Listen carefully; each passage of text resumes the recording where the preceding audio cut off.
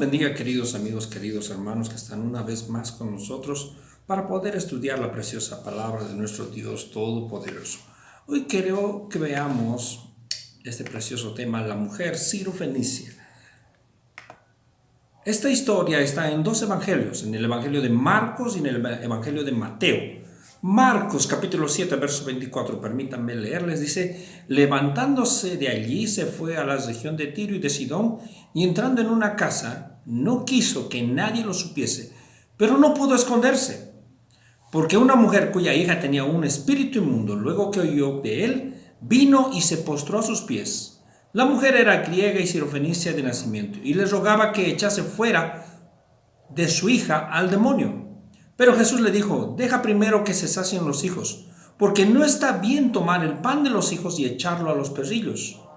Respondiendo ella le dijo: sí, Señor, pero aún los perrillos debajo de la mesa comen de las migajas de los hijos. Entonces le dijo: por esta palabra, ve, el demonio ha salido de tu hija. Y cuando llegó ella a su casa, halló al demonio que había salido, y a la hija acostada en la cama. Mateo capítulo 15, verso 21 también relata esta historia, y permítanme leerles, dice así: saliendo Jesús de allí, se fue a la región de Tiro y de Sidón. Y aquí una mujer cananea que había salido de aquella región clamaba diciendo: Señor, hijo de David, ten misericordia de mí. Mi hija está gravemente atormentada por un demonio. Pero Jesús no les respondió palabra. Entonces, acercándose a sus discípulos, les rogaron diciendo: despídela, pues da voces tras nosotros. Él respondiendo dijo: no soy enviado sino a las ovejas perdidas de la casa de Israel. Entonces ella vino y se postró ante él diciendo: Señor, socórreme. Respondiendo él dijo: no está bien tomar el pan de los hijos y echarlo a los perrillos. Y ella dijo: sí, Señor, pero aún los perrillos comen de las migajas que caen de la mesa de sus amos. Entonces respondiendo Jesús dijo: oh mujer, grande es tu fe, hágase contigo como quieres. Y su hija fue sanada desde aquella hora.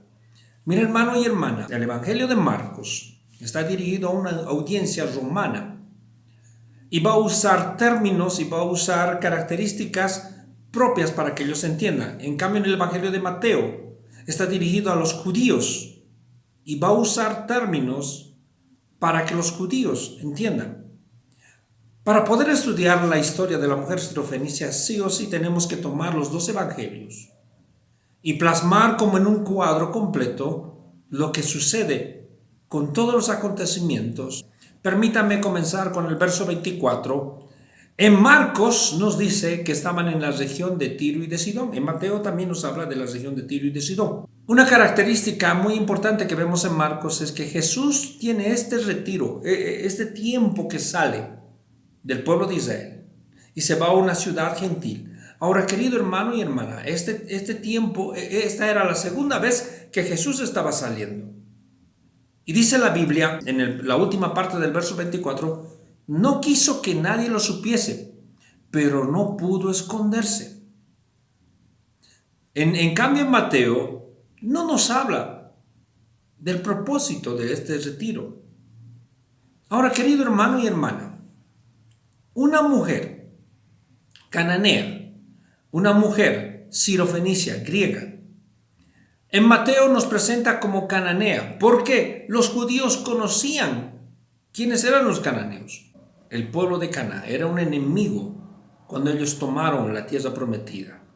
En cambio, Marcos, por la audiencia a la cual está dirigida esta carta, utiliza el término: la mujer era griega y sirofenicia. Lógicamente pertenecía a la región de Canaán, pero Marcos hace esta especificación. ¿Por qué? Así como el evangelio era para los romanos, así también el evangelio iba a ser para otras personas. Y aquí Marcos resalta la nacionalidad y la razón política que había por detrás entre griegos y romanos. Y por eso también nombra exactamente de dónde era esta mujer: sirofenicia. No era romana, pero aún así el evangelio llegó hasta ellos.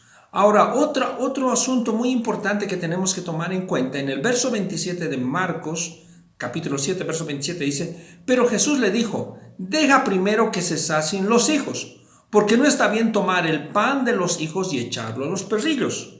En cambio, en el Evangelio de Mateo, dirigido a una audiencia judía, dice, y él respondió y dijo, no soy enviado sino a las ovejas perdidas de la casa de Israel. Y el verso 26 dice, respondiendo, él dijo, no está bien tomar el pan de los hijos y echarlo a los perrillos. En el Evangelio de Mateo nos da más énfasis de la misión de nuestro Señor Jesucristo en un asunto de venir a salvar y redimir al mundo. Él era el Mesías, él era el Cristo.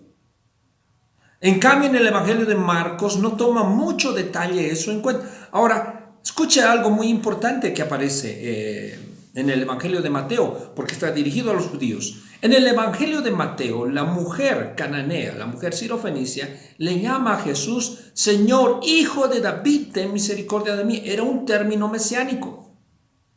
En cambio, en el Evangelio de Marcos no aparece este término, Hijo de David, ten misericordia de mí. Por esa razón creemos que este Evangelio de Mateo era muy importante para los judíos. Y la pregunta es, ¿de dónde esta mujer supo que Jesús era el Mesías? Y fuera a encontrarse con Jesús y decirle, Señor, Hijo de David, ten misericordia de mí, como lo hizo Bartimeo.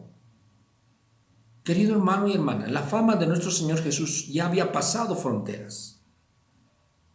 Y esta mujer sirofenicia estaba viendo la oportunidad única que tenía para poder acercarse y pedir por un milagro por su hija.